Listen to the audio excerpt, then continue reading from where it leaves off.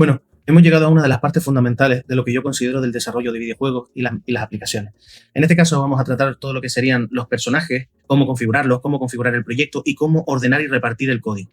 Aquí tenemos que tener en cuenta que en la mayoría de cursos que podrías haber visto tanto por internet como en cualquiera de las plataformas, generalmente siempre tienen el código ubicado dentro de lo que sería el personaje o en el game instance.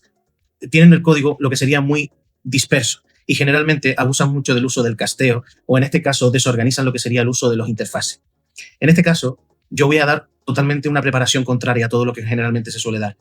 Por la experiencia de los años trabajando, Epic Games en su momento desarrolló lo que serían las clases principales. Estas clases predefinidas lo que hacen es que nos ayudan generalmente a gestionar mejor lo que serían los recursos de nuestro juego, de nuestra aplicación. Gestionar la memoria y el rendimiento debería ser parte fundamental de cualquier desarrollador en un proyecto pequeño, en un proyecto grande, en cualquier tipo de proyecto, porque de esta manera nos permite optimizar al máximo y tener el mejor de los resultados. Es por ello que nos vamos a centrar mucho en ver todo lo que serían las clases predefinidas de Unreal y el por qué son fundamentales. Y es necesario aprender esto como base para cualquier tipo de desarrollo de videojuegos. Principalmente porque el uso del casteo o el uso de las interfaces está bien y son primordiales a la hora de crear interacción e interconexión entre los blueprints, pero las clases predefinidas deberían marcar lo que sería el principio de raíz de la comunicación, ya que están precisamente hechas para mejorar el rendimiento y la gestión de la memoria. En este caso vamos a hablar de qué es cada una de ellas y vamos a ver cómo se ejecuta. Lo primero que debemos decir es que esto lo comentaremos más adelante en el momento en el que empecemos a ver cuál es la organización de carga, como estamos viendo en este vídeo, y por lo tanto tenemos que tener conocimiento sobre cuál es la jerarquía de carga desde que nosotros encendemos nuestro juego o nuestro editor. Es importante, lo veréis más adelante, porque tú puedes preconfigurar código para ejecutar diferentes cargas o cargas previas para optimizar el rendimiento, para optimizar las cargas, incluso para organizar tu propio juego. Es por ello que primero vamos a ver qué es cada uno de los elementos que nosotros tenemos aquí como clases predefinidas. Vamos a empezar con el que sería el Game State Class. Su función es gestionar y almacenar el estado del juego, como el progreso del jugador y las condiciones del juego. El Player State Class, la función que tiene es la de almacenar y gestionar la información específica de cada jugador, como la puntuación, la salud y otros datos relevantes. El Default Pawn Class, su función representa el jugador del juego y proporciona lo que es la entidad del jugador que puede controlar directamente. El Game Mode Class define las reglas del juego, como las condiciones de victoria y derrota, y gestiona la lógica general del juego. Desde aquí, nosotros podemos predefinir, por ejemplo, cuál podría ser nuestro Default Pawn Class, etc. Eso lo veremos también más adelante. Es importante entender que el uso de las clases predefinidas van a mejorar no solo la organización, sino también de por sí lo que serían las cargas, porque evitaremos muchos casteos innecesarios.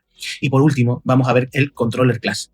Gestiona las entradas del jugador y controla los pawns y los personajes en el juego. Esta es una clase muy interesante porque nos permite hacer incluso mucha utilidad a la hora de nosotros cambiar de personaje o utilizar pawns de nuestro escenario en el caso de que queramos utilizarlo, aunque no son nuestros personajes predefinidos. Eso también lo veremos más adelante.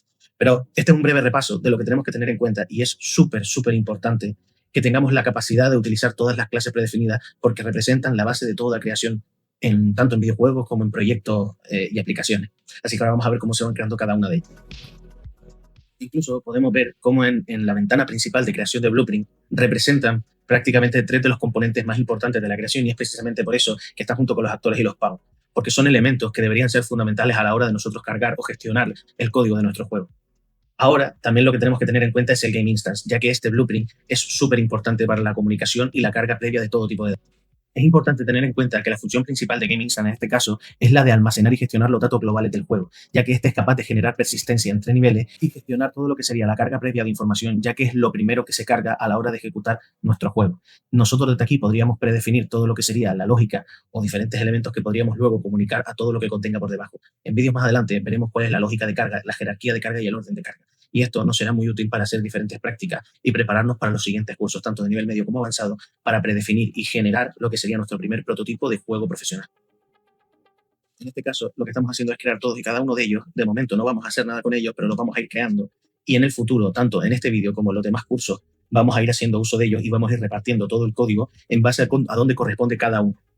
Es importante entender que hago mucho hincapié en el uso de las clases predefinidas, porque tanto en la mayoría de cursos que hay en YouTube como muchos cursos que hay por ahí, obvian el hecho de la utilización de estos elementos y quizás deberían ser súper importantes.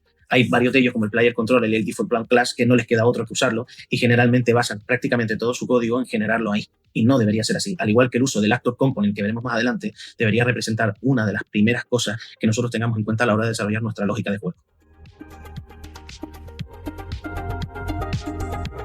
En este caso, por pura decisión propia, yo lo que hago es dentro de la carpeta de Blueprint, en una carpeta de configuración, yo creo todos los elementos relacionados con el juego, pero luego el carácter yo lo coloco dentro de una carpeta específica de personaje, porque luego tenemos que trabajar mucho más sobre ello y hay muchos archivos vinculados a lo que sería el Blueprint general de personaje. Pero bueno, a partir de aquí veremos cuál es la importancia de cada uno. Aquí vamos a ver una manera, por ejemplo, de crear un blueprint sin tener que estar haciéndolo como lo estábamos haciendo previamente desde la ventana principal. Nosotros nos vamos directamente al Game Mode y de ahí no podemos gestionar la creación directa del blueprint que nos falte, que en este caso sería el PPHook. En este caso, este blueprint de lo que se encarga es de generar y organizar todo el código relacionado con la interfaz de usuario. También lo veremos más adelante y veremos la importancia de por qué colocar aquí precisamente todo lo relacionado con el juego.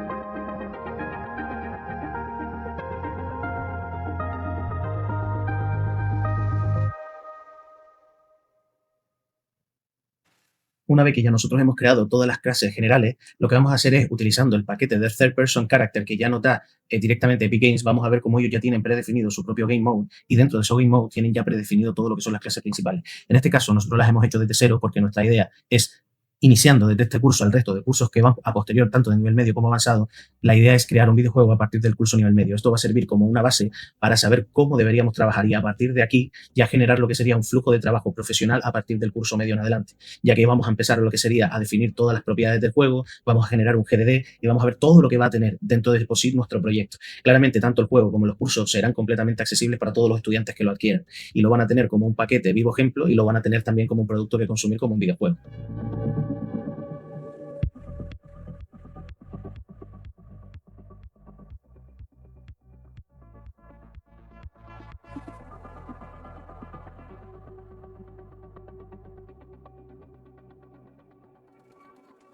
Ahora mismo estamos dentro de la clase principal de nuestro personaje, el Blueprint Character. Ahora vamos a ver los diferentes componentes que ya de por sí nos trae. Inicialmente nos trae un mes completamente vacío y es por eso que no vemos nada. Nos trae una cápsula que es la que se encarga de gestionar todas las colisiones y nos trae una flecha que nos indica la dirección hacia adelante en la que se encuentra. Ya a partir de las siguientes clases vamos a empezar a trabajar el profundo camino que trae gestionar todos los personajes. Y después tenemos la función de Character Movement, que esto es un componente ya diseñado por Epic Games para gestionar todo lo relacionado con el movimiento del personaje. Veremos también que hay clases predefinidas y funciones predefinidas para saltar, para agacharnos y para hacer otro tipo de gestiones con nuestro personaje. Es precisamente por este motivo por lo que yo siempre digo que ya Epic Games nos ha dado prácticamente la mitad del camino hecho. Así que nos vemos en la siguiente clase. Hasta luego.